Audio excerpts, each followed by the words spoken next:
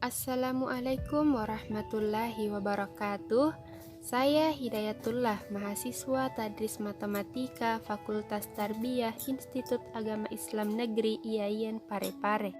Kali ini saya akan menjelaskan pelayanan e-konseling menghadapi dampak COVID-19 sebagai pemenuhan tugas mata kuliah bimbingan konseling. Pelayanan konseling online yang dulunya disebut dengan e-konseling dan ada juga yang menyebut dengan cyber konseling. Banyak sekali istilah-istilah yang digunakan tentang hal ini. Namun, apapun itu istilahnya, ini hanya sebuah istilah yang digunakan orang untuk memaknai hal ini. But it's not problem.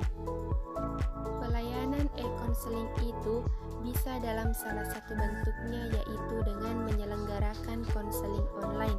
Nah, dulu konseling itu hanya dilaksanakan secara face to face, berhadapan.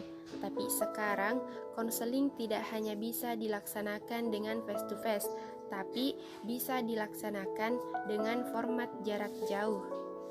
Tapi yang jadi persoalan saat ini, dunia tengah dihadang oleh pandemi COVID-19, virus yang menyerang sistem pernafasan, virus yang cukup membahayakan. Virus ini yang membuat dunia berhenti bergerak. Dunia seolah-olah lumpuh, tidak banyak aktivitas yang dilakukan terkait dengan adanya COVID-19 ini. Memutuskan mata rantai COVID-19 ini, pemerintah menyenangkan program work from home di Indonesia karena kita sadar kalau untuk melakukan lockdown itu resikonya sangat besar, karena kita sadar bahwa masyarakat di Indonesia hidupnya menengah ke bawah dan menengah ke atas. Nah, dikhawatirkan kalau diterapkan dengan lockdown tidak boleh ada aktivitas, maka akan berdampak banyak, efeknya akan berdampak banyak. Jadi, ini merupakan kebijakan yang sudah bagus yang dilakukan oleh pemerintah, yaitu untuk mengurangi aktivitas di luar, salah satunya dengan cara bekerja secara online dari rumah, belanja online dari rumah, belajar online dari rumah, dan inilah sehingga muncul hashtag di rumah aja.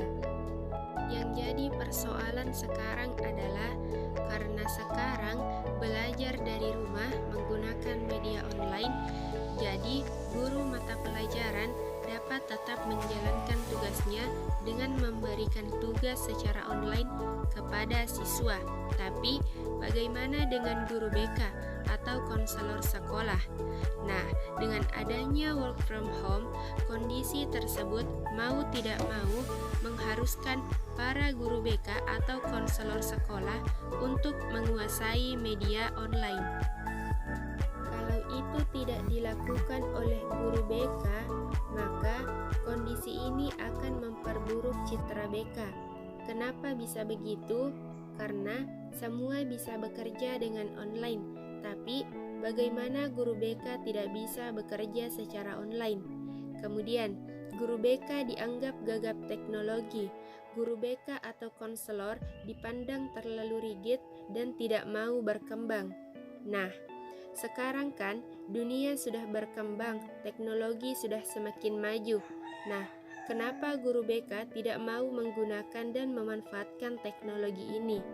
Tujuan BK itu mengembangkan mengoptimalkan potensi siswa, tapi bagaimana kalau diri sendiri tidak bisa menguasai konseling online?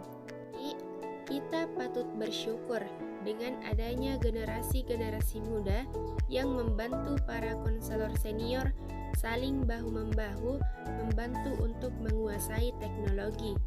Kenapa teknologi harus dikuasai? Karena generasi yang akan dihadapi ke depannya itu adalah generasi Z atau next generation dan digital native. Nah, di mana mereka yang hidup setelah tahun 2001 yang mendominasi sekarang, di mana mereka memang hidupnya digital, berbeda dengan generasi-generasi sebelumnya seperti the baby boom. Itu masalah tidak terlalu banyak Karena kenapa? Masalah saat itu masih ringan. Di zaman mereka-mereka kecil, tidak banyak masalah. Tidak ada listrik, tidak jadi masalah. Tidak ada paket data internet, tidak jadi masalah. Air pun jika tidak ada, tidak menjadi masalah. Nah, kalau sekarang banyak sekali urusan-urusan yang justru jadi masalah. Misalnya, tidak ada paket data, itu akan menjadi masalah karena mereka takut sekali terputus dengan internet.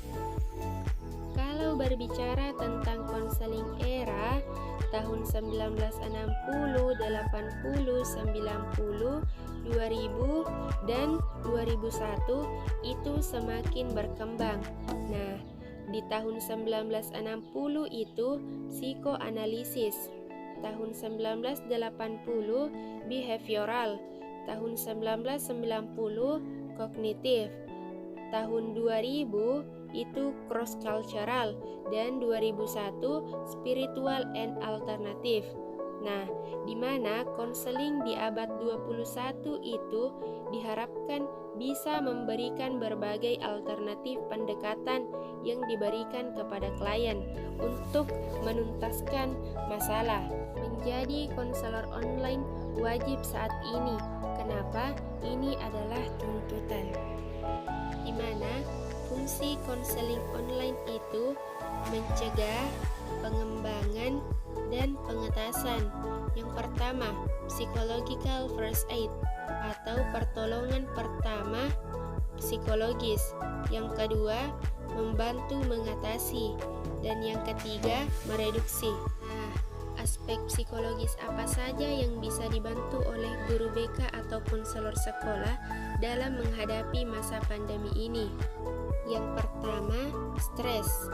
Ada beberapa indikasi atau indikator untuk mengetahui seseorang tersebut mengalami stres, yaitu merasa susah untuk tenang, cenderung bertindak berlebihan kepada sesuatu keadaan atau kegiatan, merasa terlalu gelisah, mudah resah, senantiasa dalam keadaan tidak tentram, tidak dapat menerima apapun juga yang dapat menghalangi untuk meneruskan melakukan sesuatu, serta mudah tersinggung. Aspek selanjutnya yaitu anxiety atau kecemasan. Ada beberapa indikasinya. Yang pertama, mulut terasa kering, susah bernafas, gemeteran, risau jika akan terjadi keadaan yang menyebabkan panik dan berkelakuan bodoh, merasa hampir panik, serta merasakan debaran jantung walau tidak melakukan aktivitas fisik. Selanjutnya, aspek yang ketiga yaitu depresi. Ada beberapa indikasi. Yang pertama, tidak dapat mengalami perasaan positif sama sekali, tidak bersemangat untuk memulai suatu kegiatan, merasa putus asa, murung dan sedih, tidak bersemangat, merasa tidak berharga, merasa hidup sudah tidak berarti lagi. Kemudian OCD, Obsessive Compulsive Disorder. Ada beberapa indikasi, yaitu takut berlebihan akan tertular virus, mencuci tangan secara berulang dan berlebihan, mencuci baju setiap kali kembali dari luar rumah, serta memakai hand sanitizer secara berlebihan. Nah, itulah tadi beberapa aspek yang dapat ditangani oleh para konselor. Berikutnya, yang dapat dibantu ialah peningkatan resiliensi. Resiliensi yaitu kapabilitas individu untuk bangun dalam kondisi terpuruk. Nah, bagaimana caranya? Yaitu dengan menyebarkan informasi-informasi yang benar, informasi yang terbaik tentang hal itu. Kita bisa menggunakan banyak media seperti website atau situs, blog, telepon atau handphone, email, chat, instant messaging and jejaring sosial, serta video call atau konferensi. Nah, selanjutnya kita bisa menggunakan beberapa aplikasi. Aplikasi itu diantaranya bisa kita gunakan seperti Zoom, Google Meet, WhatsApp, Skype, Instagram, atau bisa dengan menggunakan Webex.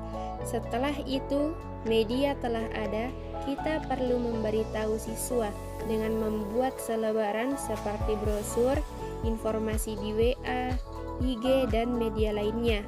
Dan kita bisa menggunakan QR Code Generator untuk lebih memudahkan.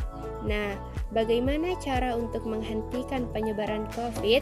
Kita bisa melakukan physical distancing atau jaga jarak, pastikan tangan tetap bersih, hindari menyentuh area wajah, serta tetap menggunakan masker apalagi kalau sakit. Kemudian, langkah untuk menghentikan kecemasan tentang COVID-19. Yang pertama, tenangkan fisik dan pikiran dengan relaksasi. Yang kedua, bicarakan kecemasan. Yang ketiga, hindari media informasi. Gunakan sekali-kali saja. 4. Dengarkan musik, baca buku, hobi seperti main games, dan perbanyak ibadah. Yang terakhir, lakukan aktivitas fisik atau berolahraga. Sekian video dari saya mengenai pelayanan e-counseling menghadapi dampak COVID-19. Lebih dan kurangnya mohon dimaafkan. Wassalamualaikum warahmatullahi wabarakatuh.